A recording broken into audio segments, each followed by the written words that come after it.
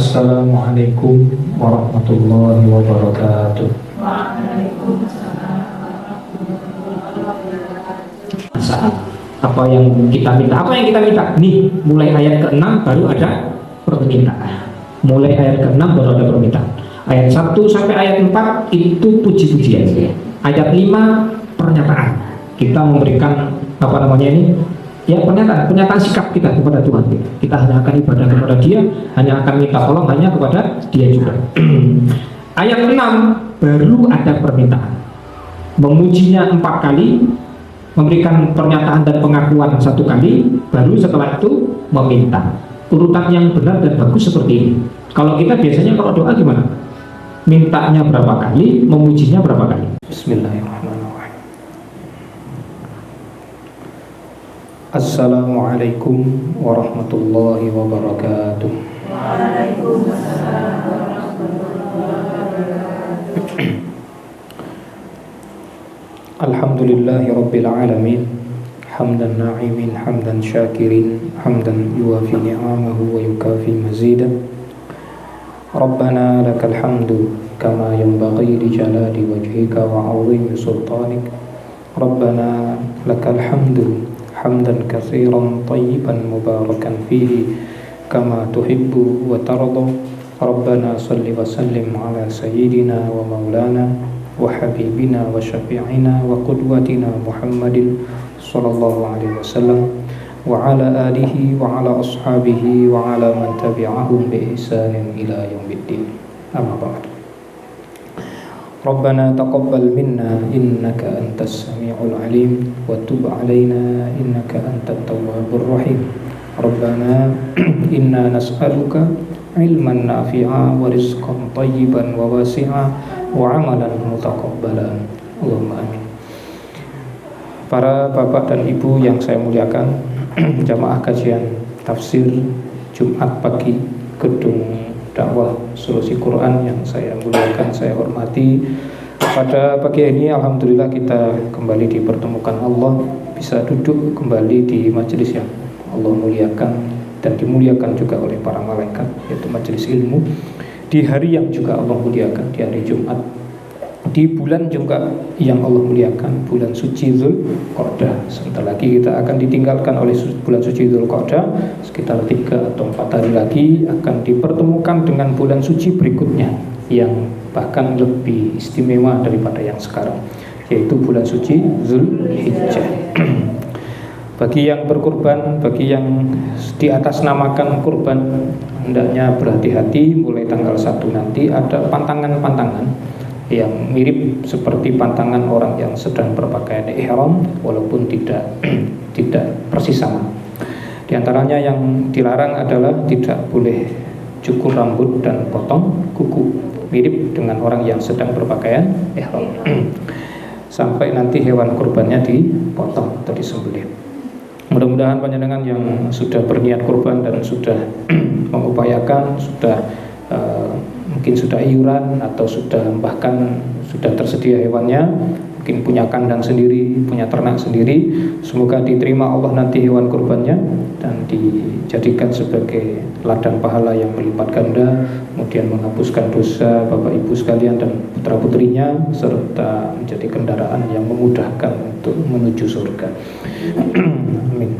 Kemudian di pagi hari ini, berhubung waktu kita sangat dekat dengan bulan suci Dzulhijjah, kalau nanti ada hal yang dibutuhkan pembahasannya berkaitan dengan 10 hari ini, 10 hari pertama nanti, ya, monggo saya persilahkan.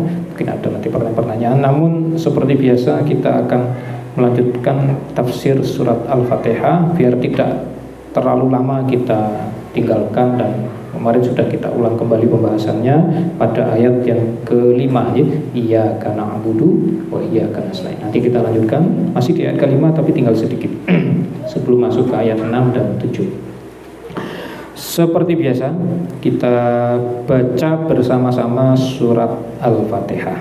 Silahkan dibuka terlebih dahulu mushaf Qur'annya, dibaca dengan melihat tulisan, tidak hanya mengandalkan hafalan. Saya yakin jenengan semua sudah hafal, tapi kita baca dengan melihat tulisan. Sudah dibuka? Ya, kita baca, dimulai dengan ta'awudz seperti biasa bersama-sama. A'udzu billahi minasy syaithanir rajim. Mulai basmalah mengikuti bacaan saya. Bismillahirrahmanirrahim.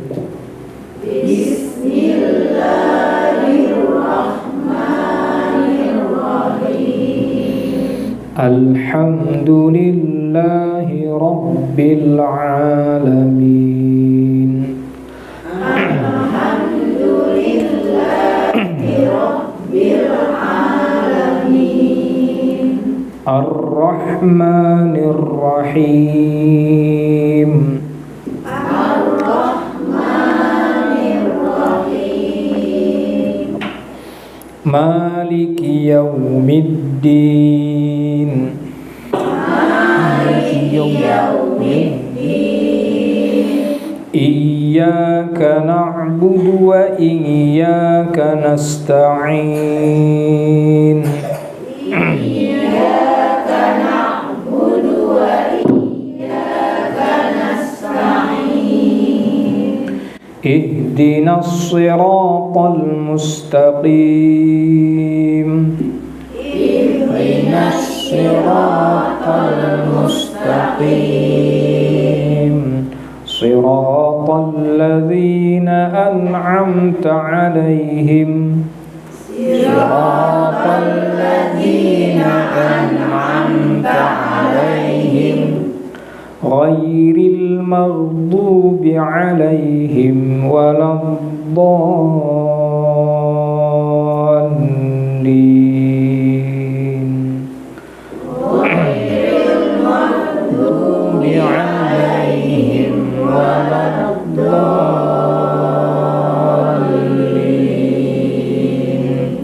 Amin. Ya, terima kasih Bapak Ibu. Pada pembahasan pekan lalu kita ngaji tafsir surat Al-Fatihah ayat kelima, yang intinya adalah secara berurutan Allah menyebutkan kebutuhan kita. Kebutuhan yang pertama adalah ibadah, yang kedua adalah kebutuhan duniawi yang diwakilkan dengan kata nasta'in, kita butuh pertolongan Allah. Ibadah itu pun kebutuhan kita, walaupun secara zahir seperti kewajiban, tapi sebenarnya dia juga adalah kebutuhan yang bahkan lebih kita butuhkan daripada barang-barang duniawi. Yang kedua, kita juga butuh agar kehidupan kita di dunia ini nyaman, baik seperti yang kita inginkan. Maka ada kata nasta'in, dan itu pun saling menopang. Jadi ibadah kita kepada Allah, kemudian dunia kita yang baik, itu saling menopang untuk kebahagiaan kita di dunia. Orang yang ibadahnya baik tapi Allah misalnya Allah berikan kekurangan pada hartanya, mungkin saja dia tidak bahagia, mungkin. Walaupun ada juga sebaliknya, orang yang ibadahnya baik diberi kekurangan harta tapi dia tetap bahagia, itu tidak ada masalah. Ada orang yang sebaliknya, diberi ibadahnya baik, diberi harta yang banyak oleh Allah dan hidupnya bahagia. Ada orang yang, mohon maaf, diberikan kekurangan harta tapi ibadahnya jadi nggak baik. Ada yang begitu, paham kan? Jadi memang manusia itu banyak ragamnya, banyak aneka rupanya. Jadi saya ulang-ulang sekali, saya suka sekali dengan istilah orang tua kita di Pulau Jawa ini, urip niku sawang sinten. Memang begitulah keadaannya. Ada orang yang kalau diberi kekayaan justru ibadahnya tambah baik. Ada orang yang kalau dikurangi kekayaannya malah ibadahnya tambah baik. Ada yang sebaliknya, diberikan kekayaan ibadahnya tambah buruk, diberikan kemiskinan ibadahnya tambah buruk. Maka yang paling tahu kapasitas kita, kualitas kita, ya kita sendiri. Kira-kira pas enggak kalau saya minta kaya? Kira-kira pas apa tidak kalau harta saya ditambah? Paham nggak, Bu? Jangan-jangan nanti kalau ditambah kekayaannya ibadahnya malah berkurang. Itu kan grafiknya nggak bener. Kalau ternyata pasnya hartanya cukup sedang-sedang saja, biar ibadahnya stabil, ya sudah, jangan minta Jangan minta kaya, minta yang sedang-sedang saja, yang cukup-cukup saja. Kalau ternyata yang harta banyak menyusahkan kita untuk ibadah, harta yang sedang-sedang juga menyusahkan ibadah, ya kalau gitu gimana? Ya sudah, minta yang sedikit aja, minta hidup yang sederhana saja, sedikit aja. Baik, hadirin. Nah, itu memang menuntut kita untuk jeli menilai kapasitas diri kita dan juga kejujuran dari diri kita masing-masing. Baiklah. Sebagai penutup dari kajian dari ayat kelima, di sini ada sebuah ayat yang dihadirkan oleh Imam Ibnu Katsir dalam menafsirkan ayat kelima. Beliau hadirkan ayat di surat Al-Hijr ayat 97 dan 99 sampai 99. Ini ayat ini unik, menarik sekali. Walaupun mungkin secara praktek kita mempraktekkan, tapi mungkin secara argumen atau dasar dalil kita belum tahu. Nah, ini kita hadirkan dalilnya. Surat Al-Hijr ayat yang ke-97 sampai 99. Sudah ketemu belum suratnya? Surat Al-Hijr surat yang ke-15. Ayatnya sudah agak akhir-akhir tuh, 97 sampai 99. Itu sudah paling ujung. Bismillahirrahmanirrahim. Sambil ikut mencari, saya membacakan ayatnya.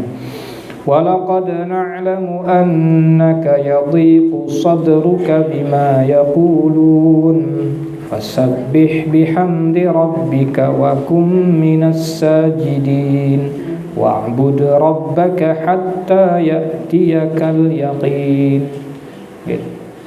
Sudah ketemu kan ayatnya? Ya. Walaqad na'lamu, apa terjemahnya? Dan kami Allah telah mengetahui bahwasanya dadamu yadiku sadruka, dadamu menjadi sempit bima yaqulun, akibat ucapan mereka. Ucapan mereka itu ucapan siapa? Ucapan orang kafir, ucapan orang munafik yang suka mencela Nabi Muhammad SAW. Kita kalau dikata-katai orang itu dadanya sempit apa tetap lapang aja dadanya, diterima dengan logowo gitu aja? Ya kan tidak. Nah, jangankan kita, Nabi aja sempit dadanya kalau dikata-katai oleh orang.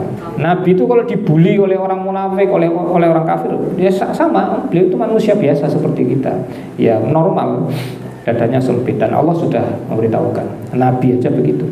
Fasabbih bihamdi rabbika, oleh karena itu bertasbihlah kamu wahai Nabi, pujilah Tuhanmu, wa kum minas sajidin, dan jadilah bersama orang-orang yang sujud. Jadi kalau dada kita terasa sesak mendengarkan ucapannya orang kafir, orang munafik, maka langkahnya adalah bertasbih, ucapkan hamdalah juga, subhanallah walhamdulillah, kemudian sujudlah. Sujud itu ibadah apa Bu?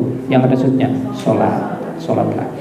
Wa'bud rabbaka, dan beribadahlah terus kepada Tuhanmu wahai Nabi, hatta ya'tiyakal yaqin, sampai datang kepadamu al-yaqin. Al-yaqin yakni al-maut, sampai datang kematian. Kenapa kematian disebut al-yaqin? Yang sesuatu yang meyakinkan. Karena dalam kehidupan kita di dunia ini yang sudah pasti dan sudah yakin betul-betul terjadi adalah mati. Selainnya enggak. Selainnya tidak. Jadi kehidupan itu tidak pasti. Paham betul? Contohnya gini, ada bayi di kandungan ibu, nanti dia pasti lahir enggak dalam keadaan hidup? Belum tentu. Tapi bayi yang lahir dalam keadaan hidup pasti mati enggak nanti? Oh pasti, sudah pasti. Bayi aja bisa mati, apalagi bayi aja bisa mati. Jadi tidak jaminan yang lebih tua umurnya lebih dulu matinya.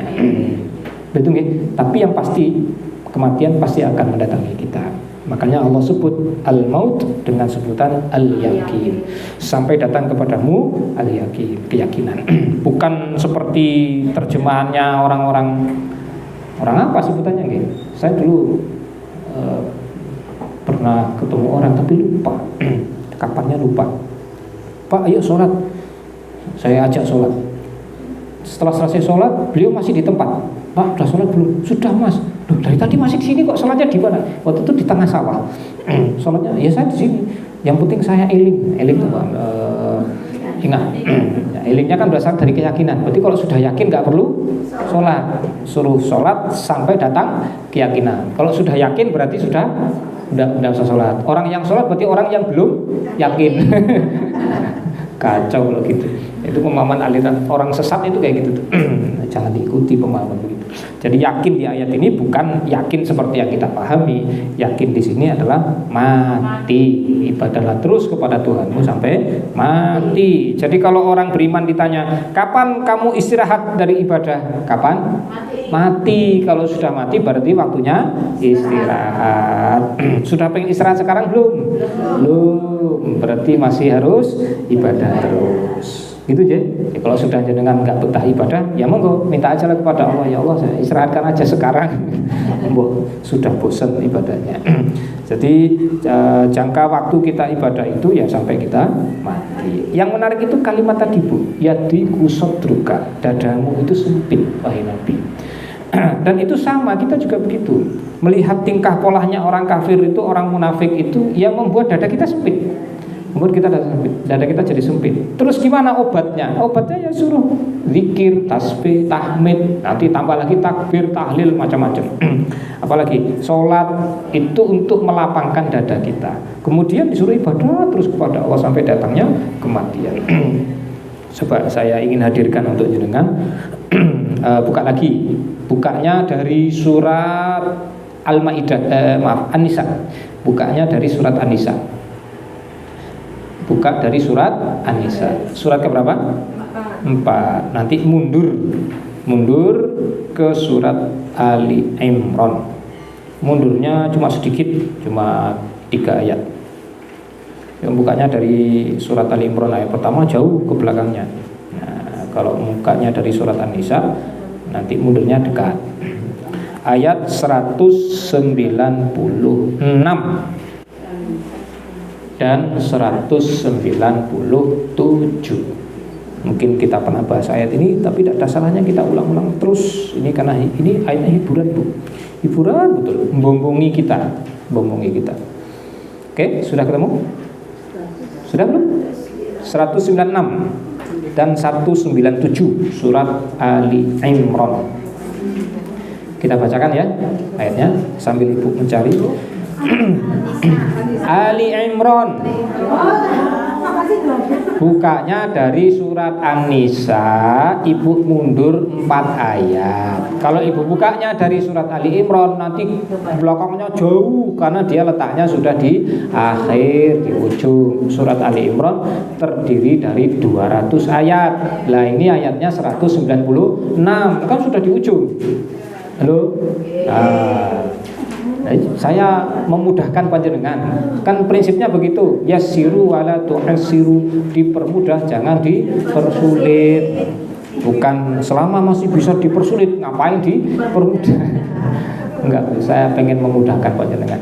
Kalau saya memudahkan jenengan, nanti Allah juga memberikan kemudahan untuk saya. Prinsipnya selalu begitu. Orang yang suka mempersulit orang lain, dia suatu saat akan dipersulit nanti oleh Allah. Oke, lanjut. Coba dilihat dulu ayatnya, saya bacakan. Bismillahirrahmanirrahim. La yaghurrannaka taqallubul ladzina kafaru fil bilad mata'un qalilun thumma ma'wahum jahannam wa bi'sal mihad. Nah, ini secara makna dia menjelaskan ayat yang tadi di surat Al-Hijr tadi. La yaghurrannaka, apa terjemahnya?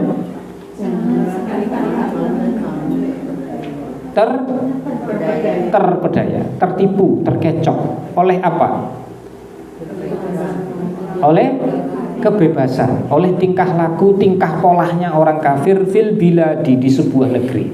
Kenapa kok gitu? Karena orang kafir itu rata-rata diberi harta yang banyak oleh Allah. Harta yang banyak, kelakuannya bejat, kedolimannya luar biasa, dan selalu lolos dari hukum.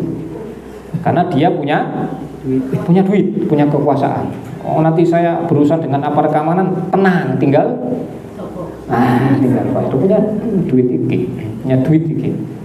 Iya nggak Bu? Betul nggak gitu? Sebenarnya Allah sudah kasih tahu rahasianya di Quran. Ibu hafal surat Al-Balad?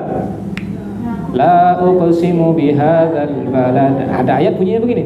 Ayahsabu an lan yaqdira alaihi ahad. Apa terjemahnya?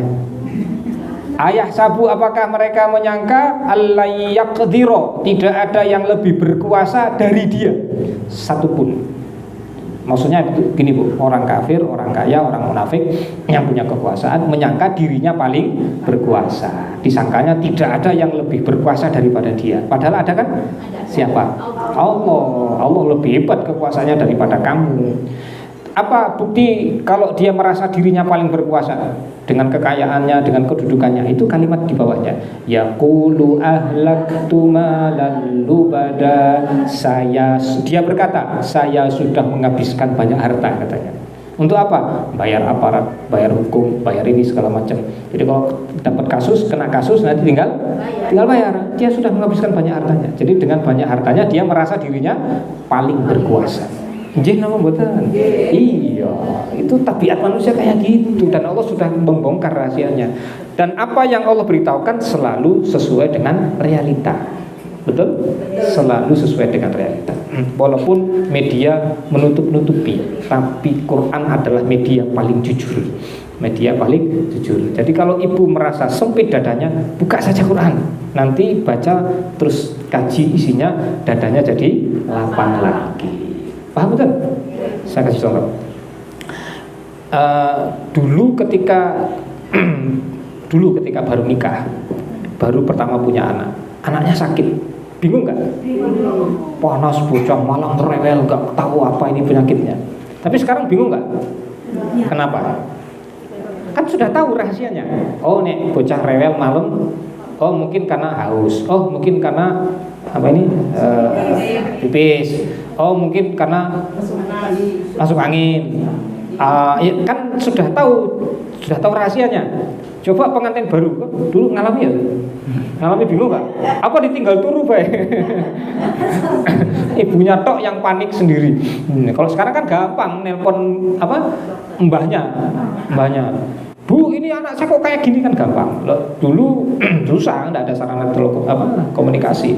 Jadi bingung sendiri karena belum tahu rahasianya, jadi bingung. Nah, kita ini hidup di dunia juga begitu. Kalau belum tahu rahasianya, ketika kita tertimpa masalah, kan jadi panik, bingung gimana menghadapinya. Maka biar nggak bingung, buka Quran, karena Allah sudah membongkar banyak rahasia di Quran. Jadi nanti jadi nggak bingung kita. Kok keadaannya kayak gini ya? Ini gimana sih? Coba buka Quran. Allah membongkar banyak rahasia. Bukan hanya rahasia di bumi, Bu, tapi rahasia di langit. Bukan hanya di langit, sampai di akhirat Allah bongkar rahasianya.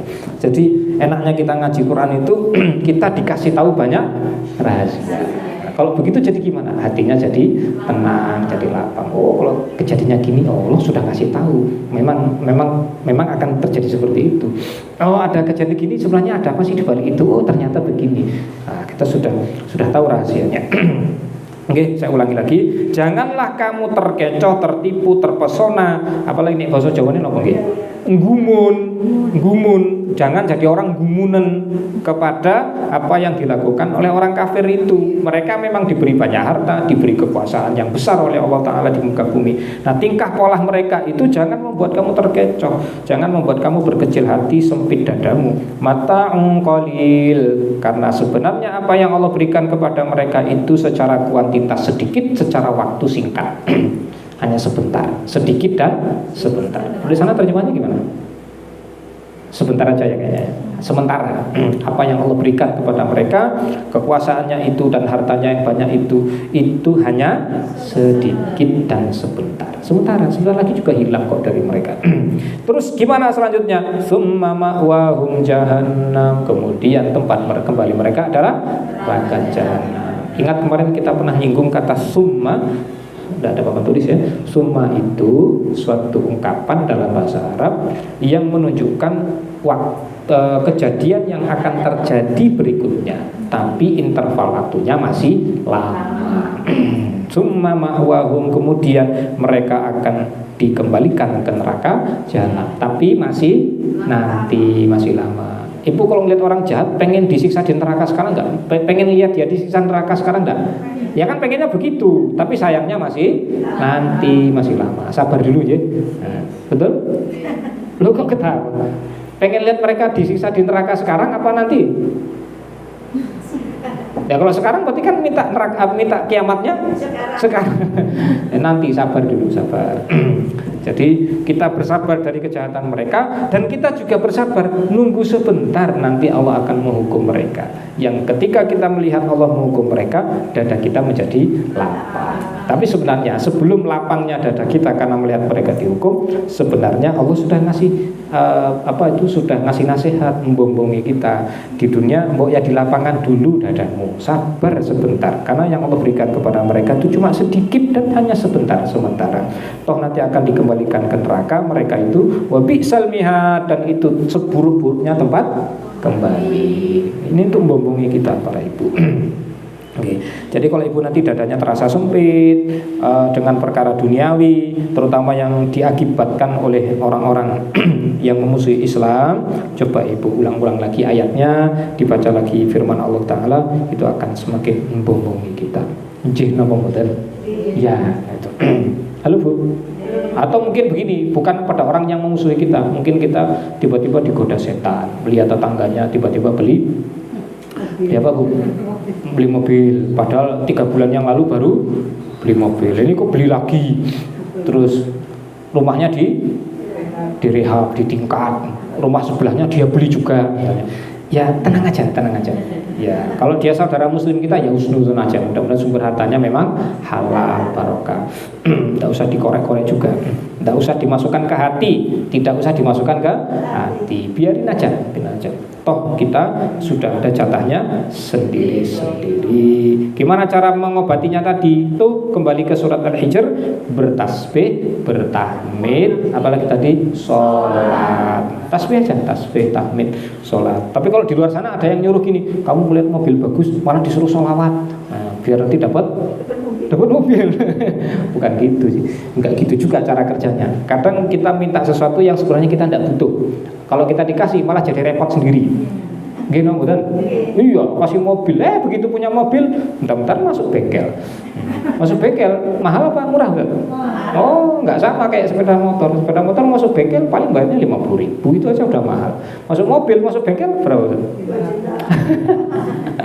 150.000 sudah murah sekali.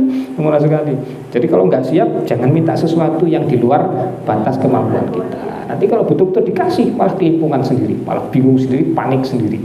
Ya Bu, iya, masing-masing sudah ada takarannya. Baik. Allah mengasih solusinya, yaitu dengan bertasbih, bertahmid, dan sholat, dan terus ibadah. Jadi ibadah yang kita lakukan itu kebutuhan betul untuk menjaga kebugaran dan kesehatan hati kita.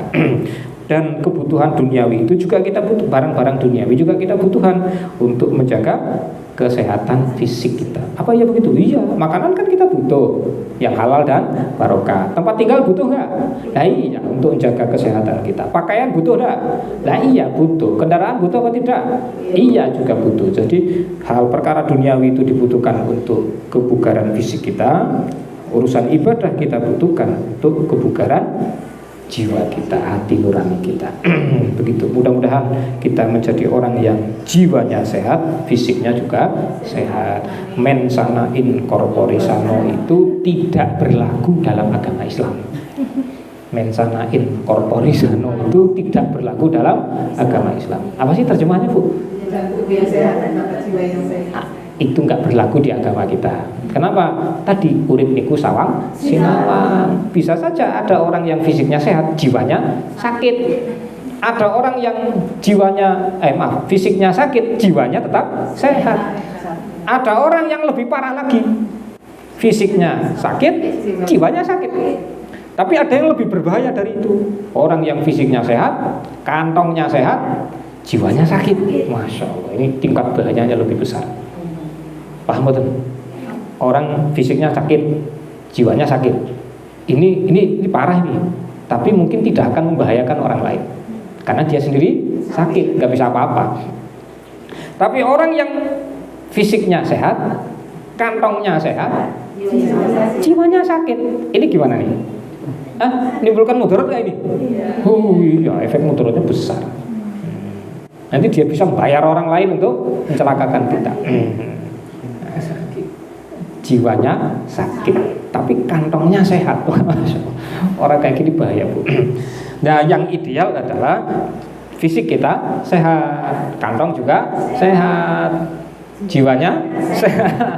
Nah, ini yang ideal. Maka carilah harta dari sumber yang halal, yang barokah, yang thayyib, agar fisiknya sehat, jiwanya juga sehat. Dan gunakan hartanya yang halal itu juga untuk kepentingan yang halal. Insya Allah nanti fisiknya sehat, jiwanya sehat. Kalaupun dikasih sakit, tetap jiwanya sehat. Itu yang ideal begitu. Itu akan terus bahagia kita sampai sepanjang hayat kita nanti. Baik para ibu, para bapak yang saya muliakan, cukup dulu tafsir ayat kelima, iyyaka na'budu wa iyyaka nasta'in. Ini kebutuhan kita. Mungkin ada yang mau ditanyakan sebelum beranjak ke ayat 6. Masalah lain boleh selain tafsir surat Al-Fatihah? Tidak ada? Masalah kurban, masalah haji, masalah tidak ada yang ditanyakan. Tapi kalau disuruh nanya malah bingung ya. Jadi kalau pas sedang nggak disuruh nanya malah kayaknya banyak pertanyaan. Ada? Yakin tidak ada? Kita lanjut kalau tidak ada.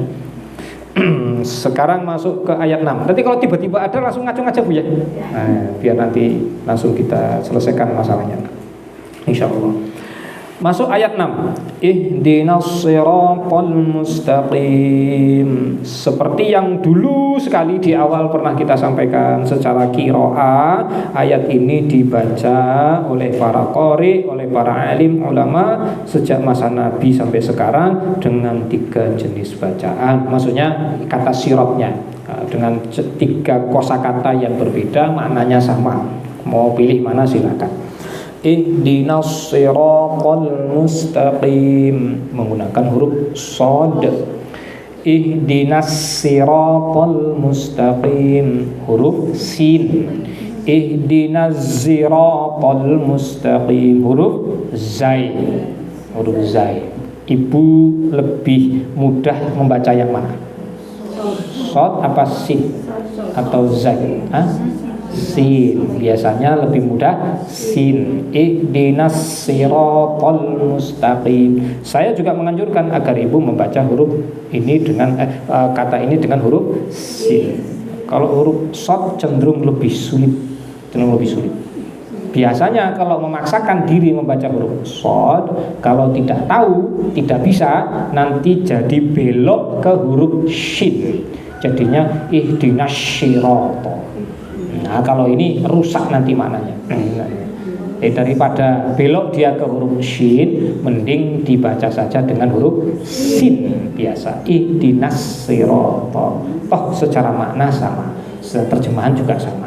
Dan memang diizinkan oleh syariat, para alim ulama, para qari memang membaca demikian. Itu salah satu dari sekian banyak logatnya orang Quraisy. Tidak ada masalah. Oke, nyambung? Nah, coba ibu baca bersama-sama ayat ini dengan huruf shad terlebih dahulu. Monggo. Ihdinas siratal mustaqim. Silakan. Ihdinas siratal mustaqim. Sekarang dibaca dengan huruf sin. Ihdinas siratal mustaqim. Lebih mudah yang mana? Sin. Oke, nyambung. Jadi jangan dipaksakan baca dengan huruf shad kalau tidak sanggup. Kenapa kok gitu Ustaz? Karena dia memang menyulitkan. Coba lihat itu. Di satu kosakata yang sama terdapat 1, 2, 3 huruf yang susah. Shad, ra, dan to. Shad, ra, dan to. Dan semuanya huruf tebal, nggak ada yang tipis. Semuanya tebal. Shad itu tebal, ra tebal, to juga tebal. Lah yang unik, shad yang tebal itu harokatnya malah kasroh, ro-nya fathah, to-nya juga fathah. Dan dia digandeng dengan huruf sebelumnya, ihdinas siratal. Orang yang tidak terbiasa dengan huruf-huruf Arab ini nanti jadi belibet lisannya, lidahnya untuk mengucapkan sesuai dengan makhrajnya. Jadi ada kemudahan. Nah, untungnya dalam logat Arab sirat juga bisa dibaca sirat, juga bisa dibaca zirat. Tapi jangan zirat juga karena nanti nggak apa namanya tidak familiar di telinga orang Muslim Indonesia. Mau jadi aneh kan? Ada imam sholat baca ayat iyyaka na'budu wa iyyaka nasta'in ihdinas siratal mustaqim. Makmumnya jadi yang ngantuk jadi mulai kok aneh dibacanya nih. Nah, buat nanti karena nggak tahu ilmunya jadi aneh. Ya biasa aja. Ihdinas siratal mustaqim. Sirat bawahnya juga sama. Siratal ladzina dan seterusnya. Siratal. Ada yang mau protes dulu silakan. Enggak ada. Ambo ada yang komplain nggak terima terus protes, tidak apa-apa kita layani. Tidak ada? Bisa dilanjut? Oke, lanjut. Ihdinas sirata, kalau saya lebih suka membaca dengan huruf shad daripada sin. Terserah ibu tuh mau, gimana? Mau protes? Jadi protes nggak? Oh, makanya saya bilang, ada yang mau komplain gitu loh. Nggak ada ya? Kalau nggak ada komplain ya, alhamdulillah. Tidak, kan dari tadi sudah disampaikan. Itu logatnya orang Quraisy dan resmi 3 bacaan itu ada dari Nabi. Resmi ada dari Nabi. Nabi kadang bacanya sirat, kadang bacanya sirat, kadang bacanya sirat resmi. Jadi monggo aja ibu pakai yang mana. Ibu kalau ngomong makan dalam bahasa Jawa apa? Mangan. Selain mangan? Dahar. Enggak yang kosakatanya mirip. Mangan, madang, apa lagi? Badok. Badok sih agak kasar. Apa lagi? Maem. Monggo aja. Sesuaikan dengan ini. Tapi kalau orang Arab juga sama, bahkan mereka bahasanya kosakatanya lebih kaya daripada bahasa Jawa. Lebih kaya, jauh lebih kaya. Kok bisa? Bisa. Dulu kalau orang Arab zaman dulu, kalau sekarang mungkin sudah banyak berkurang. Dulu mereka punya kosakata yang banyak hanya untuk satu hal yang sama. Seperti misalnya untuk hewan sejenis harimau, mereka punya sekitar 500 kosakata. Ibu kalau nyebut macan dalam bahasa Jawa ada berapa kosakata? Macan terus apa lagi? Harimau kan bahasa Indonesia. Macan tok ya? Oh ya, siji tok. Orang Arab punya banyak kosakata untuk mengungkapkan satu hal yang sama. Nah, jadi mereka jauh lebih kaya kosakatanya daripada kita. Makanya wajar kalau Quran itu Allah turunkan dengan beberapa kosakatanya Arab, beberapa logat mereka yang berbeda-beda. Tapi maknanya sama, tidak mengubah makna insya Allah. Baik para ibu, ada saya pernah dengar yang baca surat ad-duha gitu. Ya itu salah satu logat. Enggak. Tapi jangan dibaca di sini. Aneh. Apalagi jadi imam. Nanti makmumnya malah ketawa.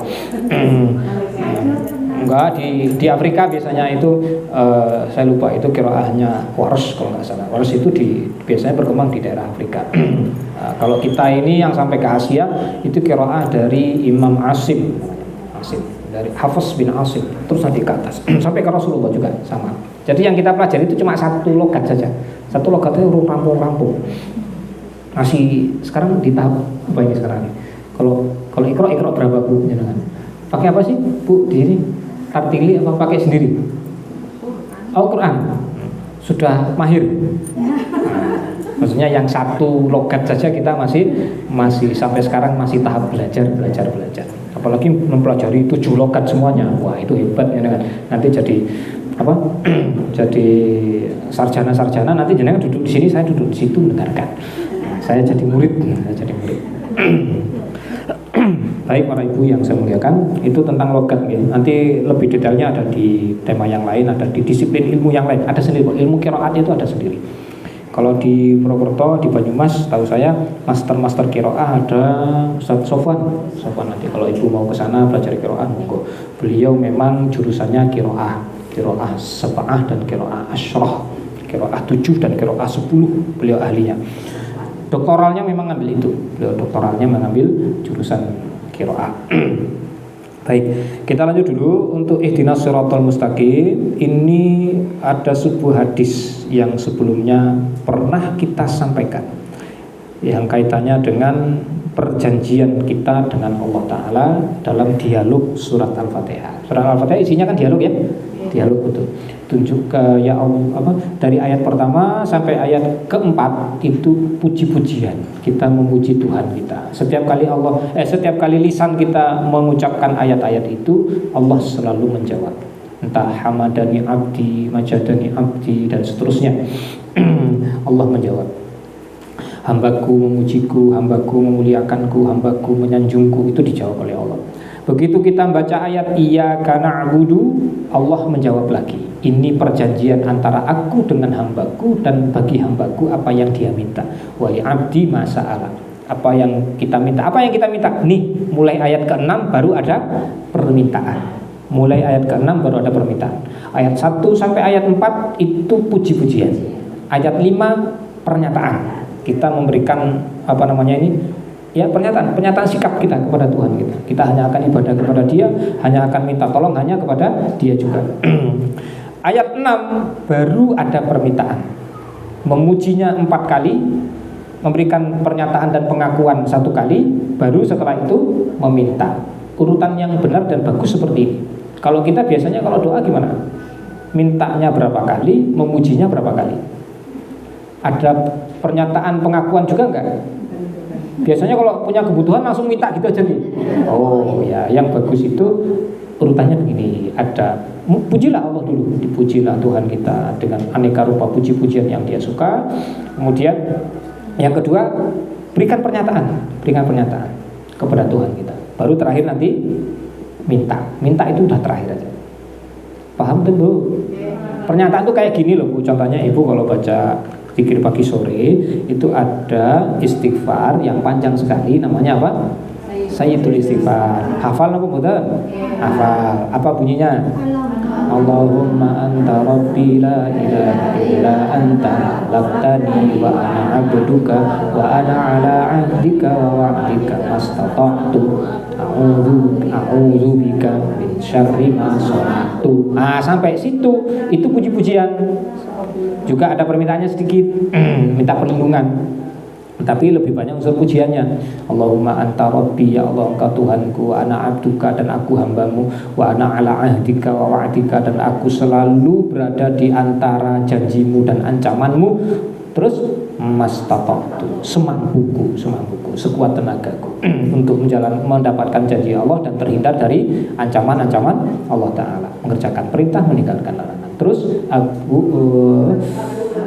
bukan a'udzu min syarri ma sa'abu laka wa a'udzu bika min syarri ma sona'tu, dan aku berlindung kepadamu dari keburukan amalanku sendiri.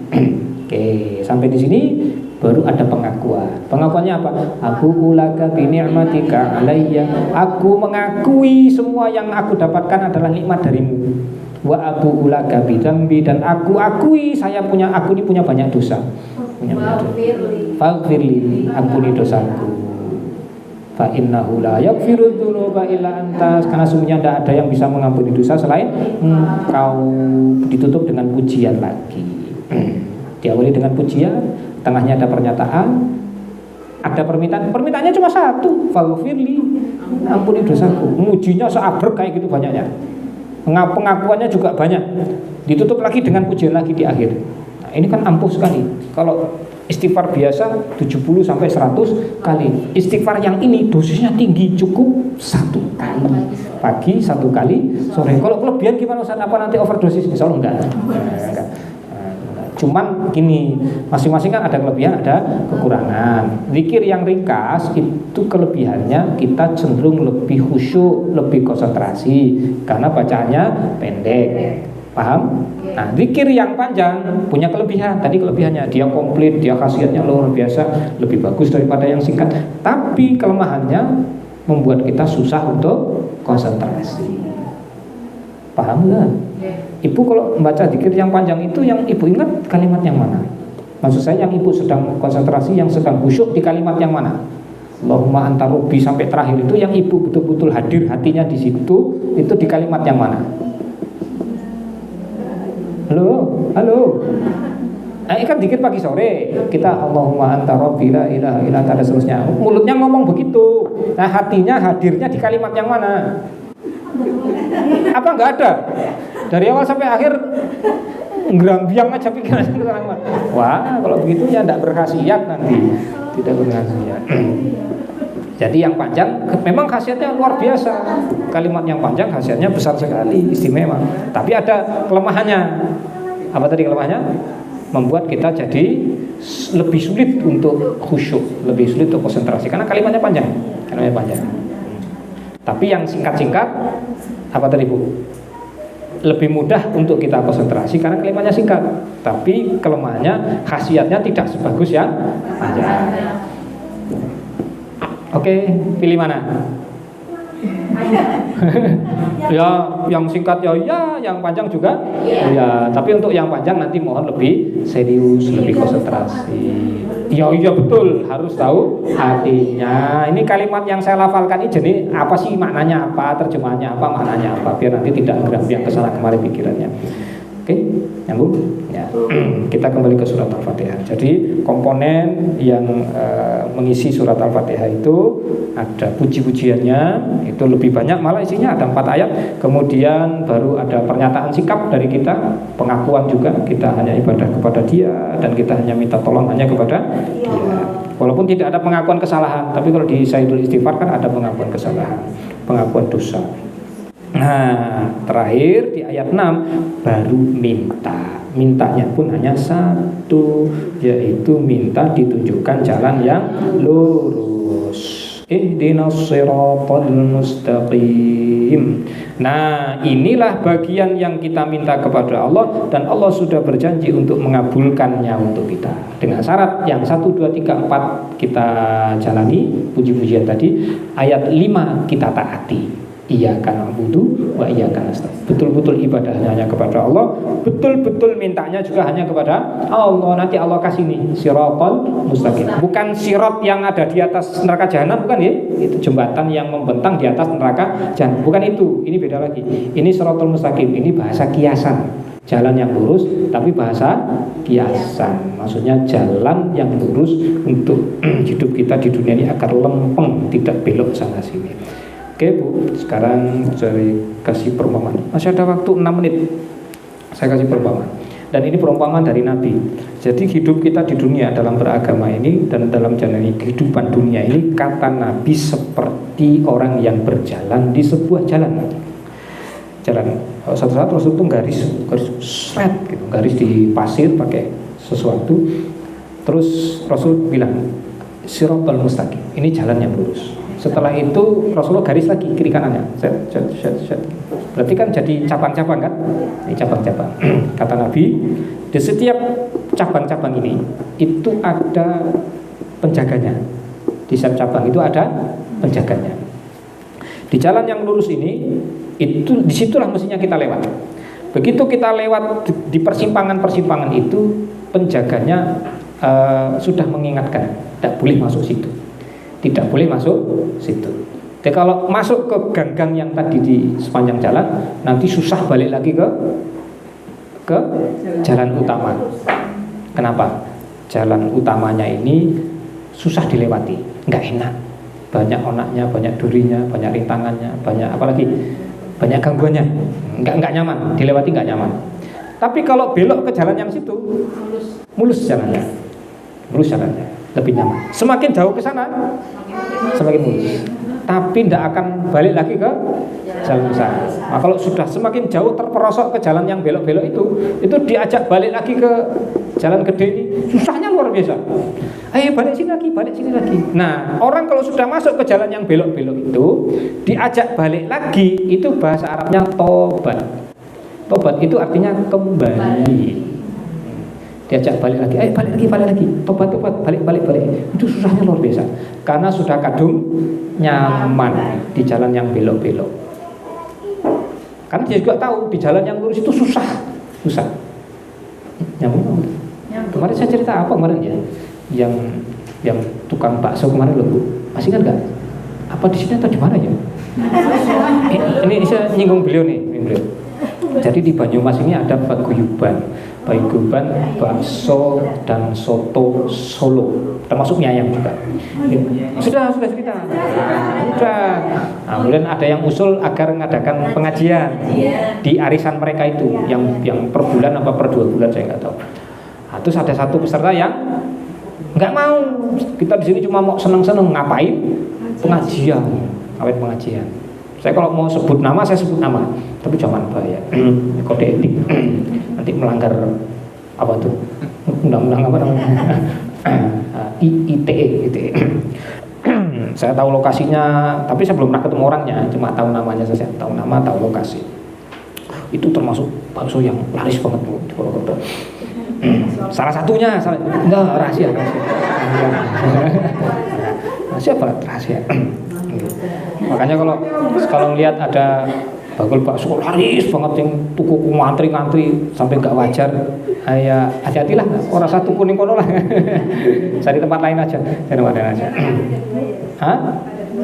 Apanya? Oh, jangan tanya-tanya.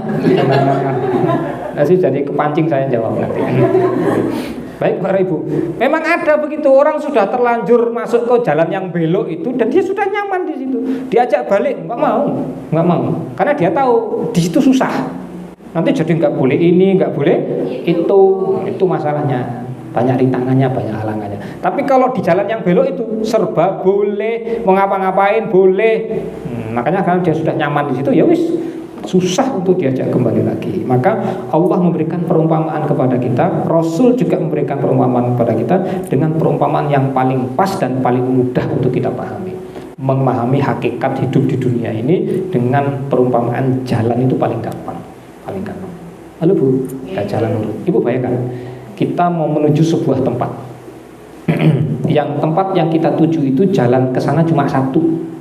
Tapi jalan di kiri kanannya banyak. Belok-beloknya banyak.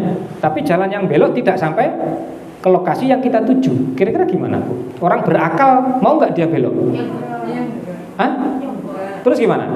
Dia mau nggak mau harus ke lokasi itu. Dan jalan yang menuju sana hanya satu-satunya itu. Ya jalan belok-beloknya banyak. Mau nggak dia yang belok? Orang berakal mau belok nggak? Ya nggak bakal mau. Kalau jalannya jelek gimana?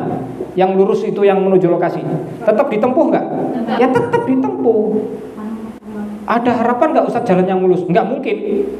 Karena Allah tidak akan buat jalannya mulus. Mesti akan selalu ada rintangan. Oh, udah jelas di Quran. Jangan dikira kamu beriman dan diuji Allah, mesti ada ujian. Tidak mungkin jalannya mulus. Tapi mau sampai ke tujuan enggak? Mau enggak mau harus lewat jalan yang itu, yang enggak nyaman itu. Oke? Nah, orang berakal mesti mau lewat situ, mesti mau. Lah karena jalannya tidak mulus, banyak halangan, banyak rintangan, cara jalannya gimana? Berani ngebut enggak? Enggak mungkin. Mesti nabrak sana nabrak sini atau mencelakakan diri kita sendiri. Mesti pelan-pelan. Tapaknya dilihat dulu. Ini ada jeglongan apa enggak kan gitu. Kehati-hatian itu yang dalam bahasa Arab disebut takwa. Takwa itu terjemahannya hati-hati. Tobat terjemahannya kembali. Jadi cara kita lewatnya dengan gimana biar selamat? Takwa. Oke, halo Bu, ya Bu. Jadi bahasa paling pas memang untuk membahasakan kehidupan kita di dunia ini ya dengan cara tadi jalan. Perumpamannya seperti jalan. Lah orang yang lewat di jalan itu apa kita sendiri? Banyak, kan orang banyak. Lah karena pengguna jalan yang lain banyak, sudah jalannya nggak mulus, penggunanya banyak, terus gimana lewatnya? Ya semakin hati-hati biar kita sendiri nggak kejeglong dan tidak nyenggol orang lain. Kan begitu loh? Iya. Apalagi kalau kita termasuk orang yang baru masuk ke jalan itu, dan di sana sudah banyak orang yang lewat situ. Ya jangan arogan. Anda baru saja masuk ke jalan besar, baru belok ke jalan besar, belok sembarangan. Wah, itu gimana kira-kira Bu? Ayo nabrak, kalau enggak dia ditabrak orang. Ini kehidupan kita kayak gitu tuh. Kalau kamu baru masuk jalan sini, mbok ya tahu diri, jangan ngebut-ngebut. Halo. Apa terjadi Ustaz kayak itu? Terjadi. Om baru aja dia tobat kembali dari ke jalan utama, sudah sombongnya luar biasa, arogannya luar biasa, merasa dirinya lebih bagus, lebih hebat daripada yang sudah jalan lebih dulu daripada dia. Itu terjadi. Kenapa Bu? Ya sudah jalan pelan-pelan yang lain. Yang lain sudah pelan-pelan, ngati-ngati. Nah, ini merasa dirinya, mungkin merasa kendaraannya lebih bagus. Jangan, bahaya. Nabrak orang nanti, nabrak orang. Ya kalau dia celaka sendiri sih nggak apa-apa, kan kecelakaan tunggal sih mending kan ya. Nah, tapi kalau kecelakaannya nabrak orang lah kan repot. Masalahnya kalau kecelakaan, Bu, nanti khawatir nggak sampai tujuan, itu masalahnya. Sampai tujuan nanti jadinya. Jadi kita minta kepada Allah jalan yang lurus. Tapi resikonya, bukan resiko, konsekuensinya jalan yang lurus itu tidak nyaman. Ya betul. Nah jalan yang lurus itu jalan yang dulu pernah ditempuh oleh Nabi, Siddiqin, Syuhada, dan Sholihin. Karena kita minta jalan yang sama, berarti rintangannya sama, rintangan cobaannya sama, mirip-mirip, tidak jauh beda. Minta jalan yang sama seperti yang ditempuh oleh para nabi, para syuhada, dan orang-orang soleh, ya mesti rintangannya juga hampir sama. Halo Ibu, sampai di sini bisa dipahami? Oke, itu sebenarnya sudah masuk ke tafsir ayat ke-7 sebenarnya, yang jalannya para nabi, ya Ibu bisa lihat di Quran, ada di surat An-Nisa ayat 69 dan 70. 69 dan 70. Saya bacakan ayatnya. Ini sudah berakhir ya waktu kita ya. Kita ini sebagai penutup saja. Wa may yuti'illaha war rasul fa ulaika ma'al ladzina an'ama Allahu 'alaihim minan nabiyyin was-siddiqin wasyuhada'i was-shalihin wa hasuna ulaika rafiqa. Itu ayat 67-nya. Di sana ada kata an'amallahu alaihim. An'amallahu alaihim. Sudah ketemu belum kalimatnya? An'amallahu alaihim. Ibu bandingkan dengan ayat 7 surat Al-Fatihah. Ada kata yang mirip enggak? An'amta alaihim. Oke, bedanya cuma kata gantinya. An'amta itu kata gantinya kamu. An'ama kata gantinya dia. Kan sama, hakikatnya kan sama. Jadi siapa orang-orang yang telah Allah beri nikmat itu, yaitu orang yang taat kepada Allah dan Rasulnya, mereka akan bersama dengan orang-orang yang telah Allah beri nikmat. Siapa mereka? Nabi, Siddiqin, Syuhada, Sholihin. Jadi kalau kita minta jalan yang lurus, Shiratal Mustaqim, jadi kita sama saja minta jalan mereka ini, minta jalan yang pernah ditempuh oleh para nabi, para siddiqin, syuhada, dan sholihin. Siap-siap dengan rintangan-rintangannya. Tapi kalau pengen jalannya mulus, ya jangan lewat situ, belok aja. Toh la ikraha fiddin, tidak ada paksaan. Mau lewat situ ya monggo, tapi siap dengan rintangannya. Kalau nggak mau dengan rintangannya, ya udah belok aja, udah sana belok aja. Paham kan? Orang kok banyak protes, di Islam kok ini nggak boleh, itu nggak boleh. Nah, kalau kamu nggak suka, belok aja. Sana pilih agama lain, gampang kok. Tapi nanti resiko sendiri. Tanggung sendiri. Cukup ya? Cukup. Nanti kita lanjutkan lagi soal di pertemuan berikutnya. Jadi kalimat sirat itu sangat menarik. Itu ungkapan yang luar biasa dari Allah Ta'ala yang sangat memahamkan kita. Kalau dikaji lebih dalam kita akan dapat manfaatnya. Terutama nanti digandeng oleh Allah. Ada orang yang lewat di sebuah jalan, dia tersesat. Kalau itu kita mudah memahaminya. Kok orang bisa sesat ya? Karena jalan kok bisa sesat itu kenapa? Ada orang melakukan perjalanan, dia kebablasan, tersesat, kesasar. Kenapa? Mungkin lupa, mungkin nggak tahu jalan, kan gitu gitu. Tapi ada orang yang jalan di sebuah jalan, yang dia dapat bukan tersesat, tapi dimarahi, dimurkai, bikin orang emosi.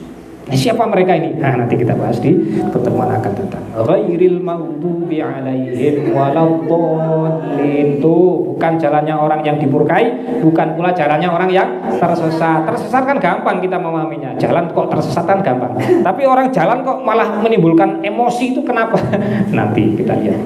Subhanakallahumma rabbana wa bihamdika asyhadu an la ilaha illa anta astaghfiruka wa atubu ilaik. Terima kasih dan mohon maaf yang sebesar-besarnya. Saya kembalikan sepenuhnya kepada Ustaz Ahmad Thohari untuk melanjutkan ke acara berikutnya. Jazakumullah khairan atas segala perhatian. Mohon maaf atas segala kekurangan. Wal afu minkum walhamdulillah. Wassalamualaikum warahmatullahi wabarakatuh.